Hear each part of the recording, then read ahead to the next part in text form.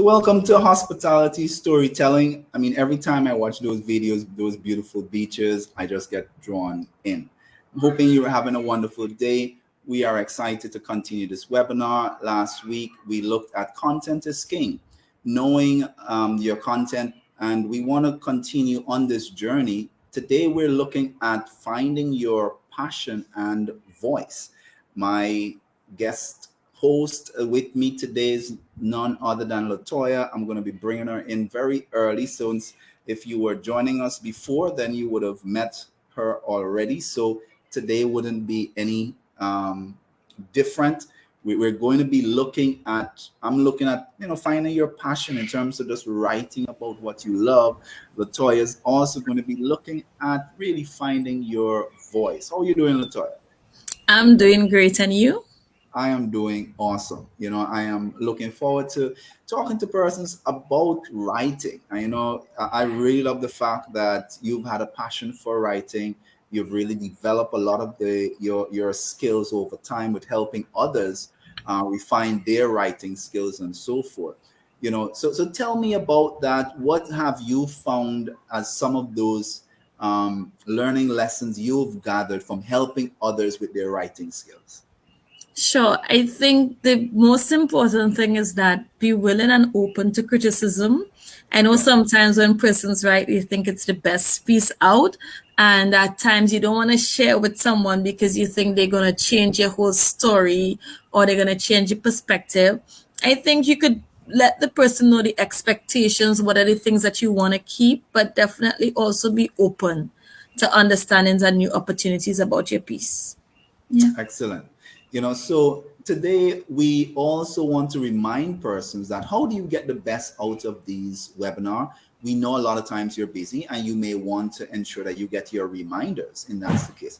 If that's the case, you need to make sure that you join the group, join the webinar as well. So to do that, you want to go to the group, and I'm going to share that with you even right now. So if you go to the Facebook page, Hospitality Tools and Tips Community, there's where we share a lot of tips and so forth, so that if you have questions in your niche and you want to get more information about that, then you want to make sure you go and join the group. I'm going to share that in the comment even now, so that if you want to click on that, you can just click on that and get in the group. If you haven't joined the webinar, then you want to make sure you join the webinar. Go to the webinar link. You could scroll down, you'll see all the information about the different webinars, and you could sign up as well for the webinar. In addition to that, Latoya is going to be giving away something at the end of our webinar. Latoya, tell us about that. Definitely. I think one of the best things that people want is consultancy and advice. So Yes. I would be giving away at the end of the 4 sessions to one lucky person 3 consultations that we will discuss your social media marketing strategy, your brand strategy, your content strategy, towards really helping you build that voice and that brand towards your product, your business, your service that you're offering to the members of the public. And that is valued at $750. Excellent. So all you got to do is go to Latoya's Facebook page, and I'm going to share that in the group right now. And once you get to the page, you will see the live feed from today. Just go on that live feed and you will just post the hashtag LRTS media on that post. And at the end of the webinar, Latoya will be giving away some consulting service. In addition to that, she will be giving away some discounts on some of our other services as well.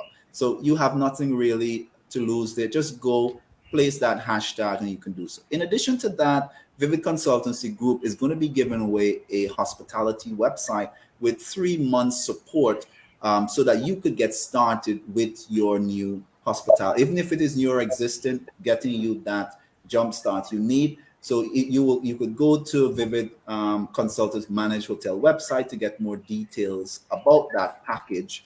But for you to simply win this, all you got to do is go to the website that I'm going to share right now, which is winhospitalitytools.com.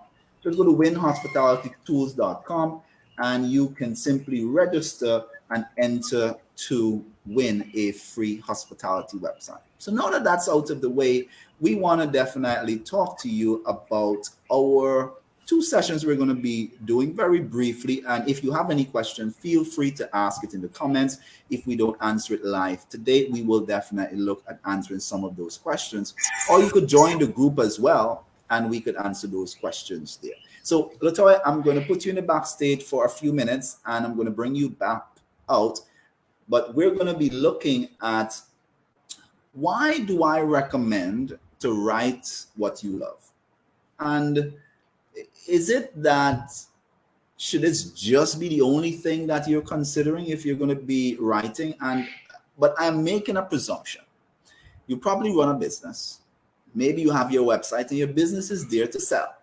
Maybe you're doing tours. You are a hospitality provider. Maybe you are a travel agent. Some you're a restaurant. You just want to sell. Why am I going through the hassle of writing beyond the things that I want to sell about? So there are some reasons why you may want to invest in doing a little bit more than just writing about what you're selling, which involves doing a blog, sharing insights, sharing some things about what you are, what you're passionate about. So there's some positive about doing a blog for your, even as a hospitality provider. So what are some of the benefits here? Not going to go into a lot. There are a lot of them, but I want to highlight three. Number one is going to help build your brand awareness. If you're writing about something in your niche and you're able to share and answer questions for someone, let's assume you are a hotel and you do weddings at your property. There are so much questions people have about wedding, especially if it's a destination wedding. Do they need to get a justice of a peace or a pastor? Can I do it on the beach, or do I need to do it in a church? What are the registration? Do I need to sign anything before I do it? How much time do I need to be in the country for me to be able to have a wedding at your property? All these are questions persons might have. Now, let's assume they're trying to find these answers, and you answer those questions in a wonderful blog as you spoke about the things you love about weddings and destination weddings and why you choose to start hosting destination weddings at your property. But you've answered here, you need to make sure you're in the country 7 days before. You need to make sure you get these signed properties involved. You need to make sure that you have your stay. How are you hosting your guests? Do you need catering? These are things you should consider if you're doing catering on the particular property or on the island or in the particular state that you're doing. All these are valuable information, and your brand recognition is taking place because you're really answering person's question. What do you think they're going to consider if you've already shown you have a total understanding of all the things that's necessary for a destination wedding, and you happen to offer the service? Connect the dots. They will feel much more comfortable taking that service from you. Another thing too, it creates a personal connection between your story and the guest story.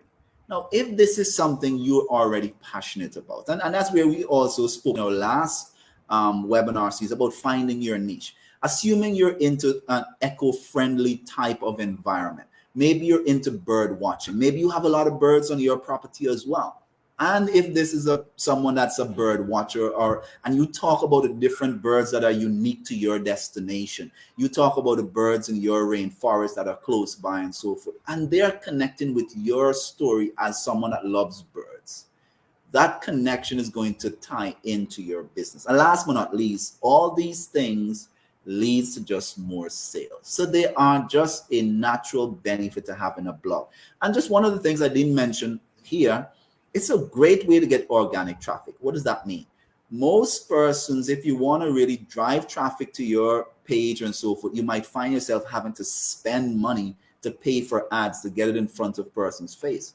But if you write a blog that answers a question that is still relevant, that blog could be there 5 years, 10 years, as long as the information is still relevant, and persons are still finding that information without you spending a cent, except for hosting your website. And those costs is not compared to having to spend sometimes hundreds of thousands of dollars per year on maybe Facebook advertising or things like that. So there's just a lot of value in terms of just having your own blog. So why did I say you should write about what you love? And this should not be taken in isolation. The reality is, let's say you're writing about something you love, but you're not really good at it. There are things that you love to do, but you're not very good. I love to sing, but my wife could tell you, I probably wouldn't leave my day job and become a singer. So I may need to consider something else. But at the same time, can you make money from this? Is there some value in doing this particular thing? So as much as you love a lot of things, it's important that you write down, let's say it's in your niche, and there's three things you want to consider. And imagine doing a Venn diagram. And you write the things that you love. You write the things that you're proficient in. You love them and you're good at it. As well as, can you make money from this? Or is it associated in some way to your business that is tied to a revenue stream? If there is something that intersects these three things, it's probably an ideal area for you to focus to write about. Because if it's something that don't really brings you any joy, eventually you're going to just be writing words and it's not going to mean anything and it's not going to connect with anyone. So when you really find something that you love, that you're good at, and that could make you money, there is where you could start seeing a few things. Number one, it's going to bring you joy.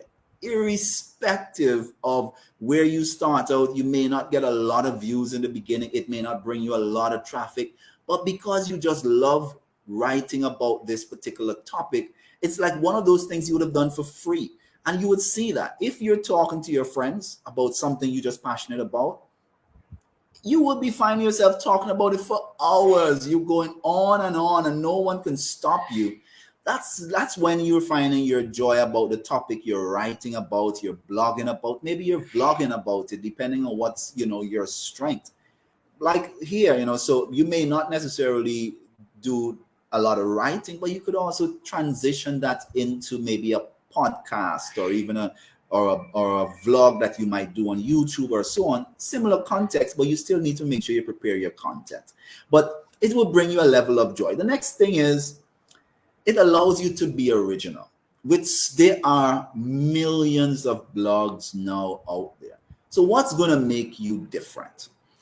When you're finding something that you're passionate about and you start put your unique perspective to it, it really gives you an opportunity to stand out from the crowd.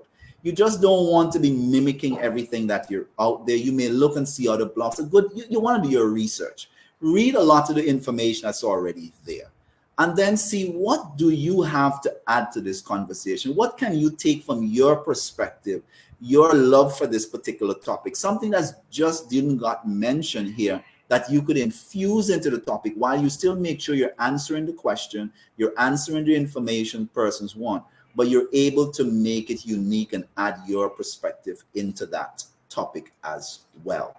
And be yourself. So the world has been created as telling you need to look a particular way, you need to dress a particular way, you need to act a certain way to be successful. People will eventually see through that. It's important for you to be authentic. If this is who you are, lean into it, and you will connect with your tribe. When you're able to do so, you don't need to pretend. You don't need to be wearing one face in front of the guests and another face, when you're behind the scenes. It's great for you to be able to let your hair down and to be able to relax and connect with the people that's going to be passionate about what you're doing and your business. When they understand that this is your vision, this is your, the passion that you have for this particular topic, and this is coming out in your business. This is not something that's separate to your business.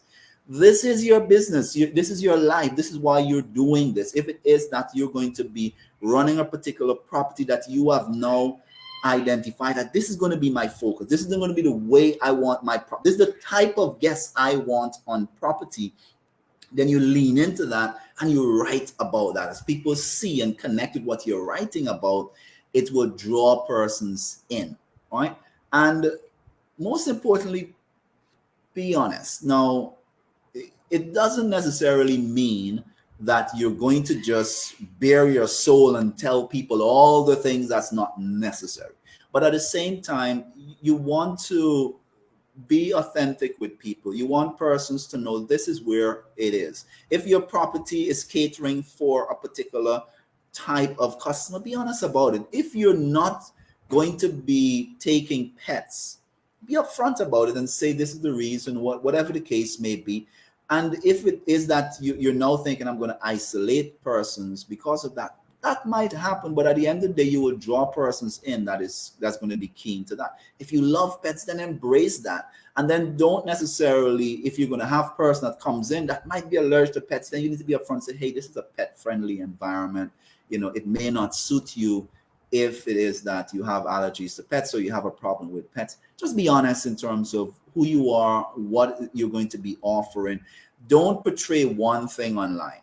You took some photos about your property that is 20 years old. It was when you just launched your property. Your paint was just beautiful. Now the orange that is there is a pale peach or something that it doesn't reflect what people are seeing.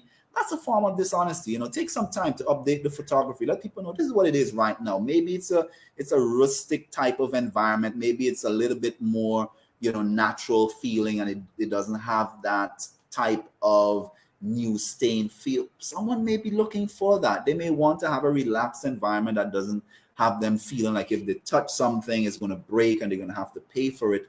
You will be surprised that person will appreciate you for who you are. Just be honest with them.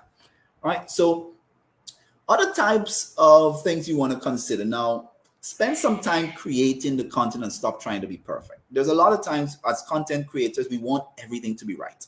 So we're writing or we're creating something and we just want to tweak everything. But if you need that tweaking and you're just worried about it, call Latoya. She'll give you a second opinion and have you stop stressing about if you're doing the right thing. Right. So stop stressing trying to be perfect.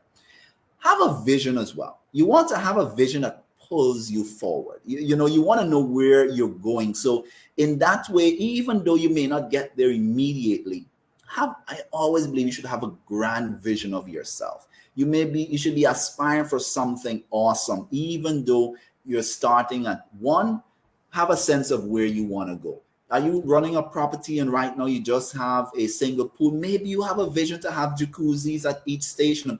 Then have that vision and work towards it so that as you write, as you create content, it should be inspiring to people in terms of what you want to do. Do you have a passion to change the world?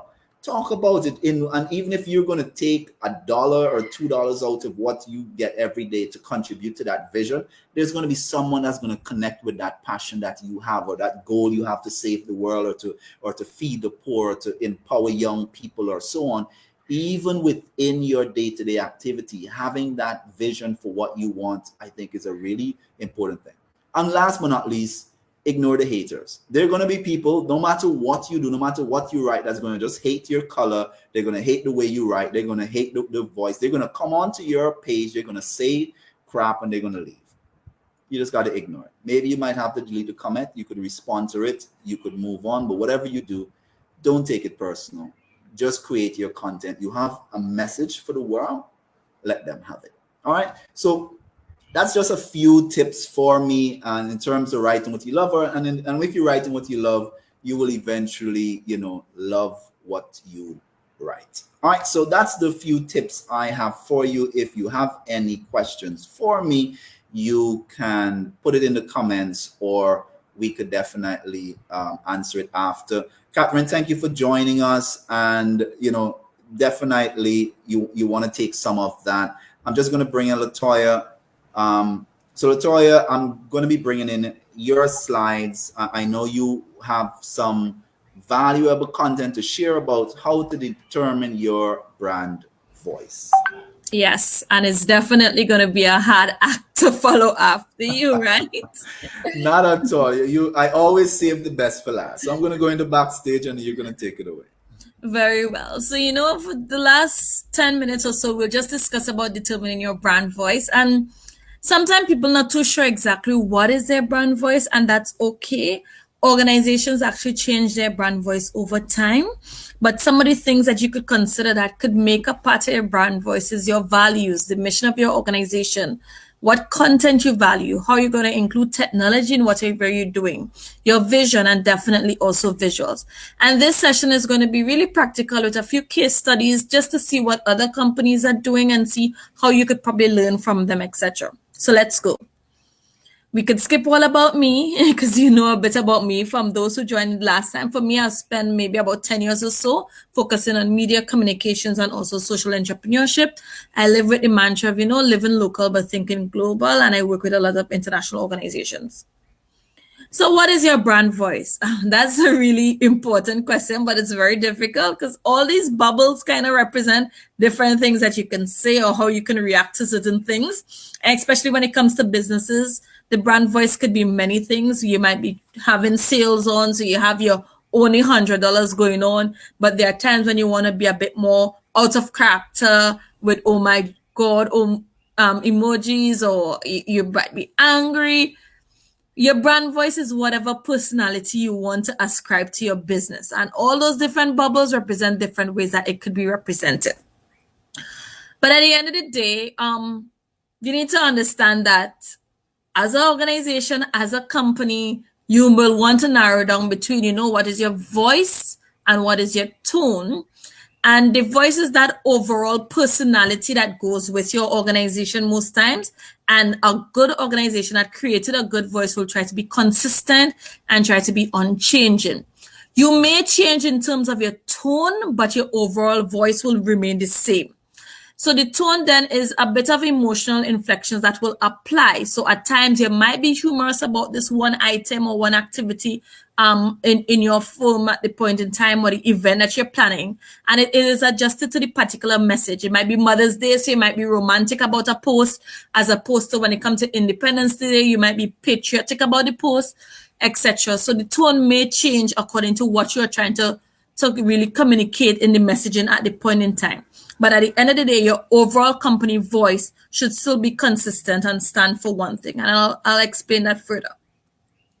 So a lot of organizations will actually, if you go to a consultant and you tell them that you want to decide on a brand voice for your organization, they will show you a chart and they will look at different characteristics, because at the end of the day, your company has a personality of its own, and it is ascribed different human characteristics that you will see emanate when your company speaks, when your company do activities, engage with the public, etc. So they will tell you this is just an example of what a brand voice chart might look like, but there are different other voices. So they might tell you what is the main characteristic of that voice, and they might tell you what it entails, what it might look like, and then they will give you advice on things that you should do or don't do according to the voice that you want to emanate at the point in time. So for example, if you believe you are a very authentic, original, indigenous service that speaks about traditional values, etc., you will want to stick to the originality of your product. You will want to stick to keywords. You will want to be honest and direct about what your product is offering. And you may not necessarily want to use marketing jargons, because if this product is always called this name, you don't want to change it. Depends on the trends and patterns. You may not want to overpromise on anything because you just want to be authentic and real. And you tend to focus on the value ascribed to that product rather than probably somebody overselling the capabilities of the product. So that is just one example of how a brand voice might be constructed for our organization. So case studies, fun time, because we're going quickly. Wendy's. I don't know how much of you all look at Wendy's on social media, for example, but Wendy's is very witty, very humorous. Their personality is very loud, and it really tries to catch you. Most times when you look at Wendy's tweet, you will just laugh and you'll roll. And that is a personality that they have ascribed to the organization, and it works to them. So Wendy's always have some of the funniest memes out, really funky graphics, really interesting comebacks against the different competitors for whatever product, etc. they're selling. And that is a voice that Wendy's have been portraying over the past few years. Apple. When you think about Apple, keywords come to mind. Authentic. You think about the experience. You think about high-end. You think about that relationship when somebody has an Apple product versus the others. You think about a certain culture and prestige that goes with it. So those are characteristics that they have put together. So when you see a new Apple video comes out for whatever new product they're launching, you get that feeling. When you see Apple put out a post about how unique and exclusive but simple and user-friendly their devices, you understand what they're talking about. That is again how they created that brand voice. Red Bull. I don't know how much of you all ever focus on Red Bull marketing videos, or you look at the Red Bull Facebook page. It's always about adrenaline, excitement, being courageous, being outgoing, being very hyper and energetic. So when you look at their page, it's very loud. It really attracts you, and it just gives you a busy feeling of keep going, keep moving. That is the personality and the brand voice that is attached there. Let's do something local. Marshall Montano has transformed throughout the years, yes, but he's not at a point where he has his Monte music, and that has a whole new vibe to it. And that is an interesting way how he mapped how he has grown as an artist within the industry, but now is speaking with a voice of maturity, a very original and authentic divine product that speaks to him and his personal growth and his personality. He also speaks a bit about spiritualism and oneness and knowing what he's about. He also speaks about wisdom and being a guru at that idea and that package that he's selling. And lastly, because we're speaking about hospitality, we also want to focus on certain hotels around the Caribbean, certain ones when you see them and they pop out, you think luxury, you think relaxation, you think top of the line service, you think about an authentic tourism experience. And Sandals Resort is one that stands out. And funny enough, even though Sandals is one brand, they have different segments. So the beaches resort is more family oriented. So you get a feeling of fun and excitement and children friendly with it, as opposed to Sandals that talks about honeymoon and romance and marriage. So you see the different things. And it's really good if you could define your product so that when persons see it, when they see that voice, when they hear you speak about what you're offering, they're sure about what the brand voice means for the company. So in closing, I just want to let you know that, the brand voice, the brand is a voice and the product is a souvenir. And this is a really, really interesting quote that I came about, because it lets me know that when you hear a brand, it speaks to you. And when it speaks to you, then it encourages you to buy the product or the service associated with it. And that is like a take home or a keepsake that comes with it. But most authentic customers, most customers who fall in love with a company, fall in love with what they're offering, really fall in love with the brand first, the whole encompassing voice of that business. And then once you fall in love with that brand, you will be willing to purchase or be a part of any service or any product. And that is the takeaway. That is what you take home as a souvenir. But you really want to know that brand and that voice that sells the product, what it means to you and what it means as a customer. When you see that brand, when you see that voice, you can recognize it, and you will always be loyal to the product and the services that comes with it after. And that is my presentation today, short and sweet, all in a nutshell, but it's really important. Take your time, map out your brand voice, look at the chart, see which one works best for you, depends on the industry that you're in. For a lot of persons that are in tourism and hospitality industry, you want a voice that talks about hospitality, customer service. It talks about selflessness, always serving, always willing to give. You want a voice that will speak about comforting experiences. You want a voice that will speak about passion or romance. You want a voice that will speak about authenticity. Those are the kind of things that you might be looking for in your brand voice within this industry. I will turn over back to you, Josh. All right. Thank you so much. Am I muted? Can you hear me? No, you're not muted. I can hear you loud and clear. All right. Just want to make sure. All right. So thank you so much, Victoria, for joining us today. I told you I saved the best for last. I can't ask say enough about the value that you bring. Now, if someone would like to connect with you, Latoya, and maybe want to get some assistance with their writing, they're probably writing a blog, they're writing a book, they're not sure how can I really take this to the next level, what's the best way for them to connect with you? Well, I'm on most social media platforms, so please check out LRT Media and Business Solutions if you want to talk about your broad communication strategies. And definitely, if you're specifically writing a book, you could also check me out at Books by LR on all social media platforms. It's all good. I'm always willing and available to really help and support and assist persons in terms of building their communication and their strategic communication and media strategy as they continue to build their business.